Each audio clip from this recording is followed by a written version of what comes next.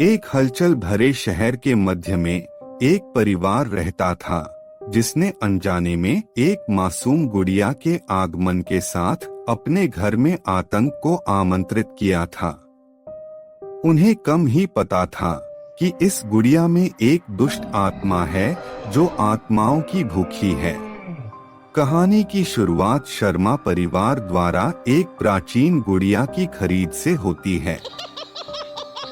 इसके पुराने आकर्षण से प्रभावित होकर वे इसे अपनी बेटी माया के लिए उपहार के रूप में घर ले आए।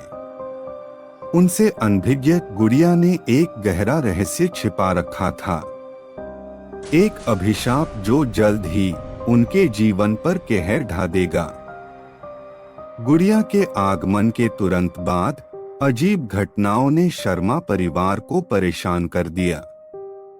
वस्तुएं अपने आप हिलने लगती थीं, भयानक फुसफुसाहटें हॉल में गूंजती थीं और परछाइयां कमरे के कोनों में नाचने लगती थीं।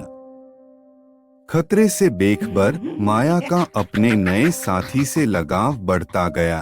वह उस भयावह शक्ति से अनजान थी जो उसके पास थी।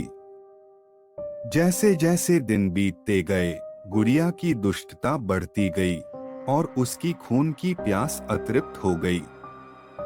एक एक करके शर्मा परिवार के सदस्य रहस्यमय दुर्घटनाओं का शिकार हो गए। उनकी मौतों का कारण बाहरी लोगों द्वारा किया गया महज संयोग था, लेकिन माया सच जानती थी, गुड़िया उनके निधन के लिए जिम्मेदार थी।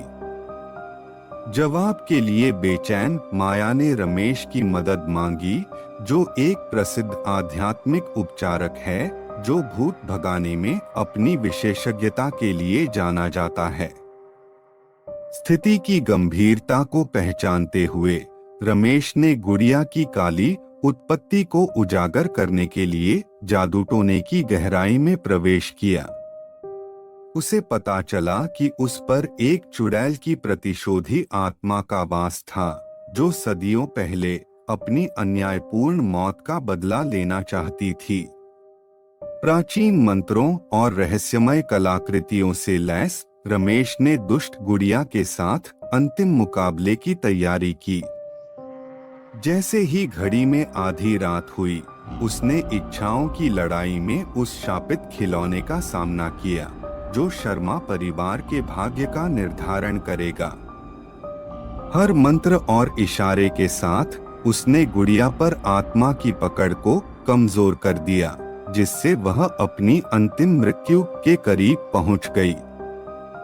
प्रकाश की एक चकाचौंध चमक में अभिशाप हटा लिया गया और गुड़िया की आत्मा को पाताल की गहराई में भेज दिया गया। शर्मा परिवार ने राहत की सांस ली, क्योंकि उनके घर में शांति बहाल हो गई। माया ने रमेश के हस्तक्षेप और नई शुरुआत करने के मौके के लिए आभारी होकर अपनी प्यारी गुड़िया को विदाई दी। हालांकि प्रेतवाधित गुड़िया के आतंक को अंततः शांत कर दिया गया, लेकिन इसकी विरासत छाया में छिपे खतरों की एक सतर्क कहानी के रूप में जीवित रहेगी। और जहां तक रमेश की बात है, उसने अंधेरे की ताकतों के खिलाफ एक अभिभावक के रूप में अपना काम जारी रखा और यह सुनिश्चित किया कि कोई भी निर्दोष आत्मा फिर कभी ऐसी बुराई का शिकार न बने।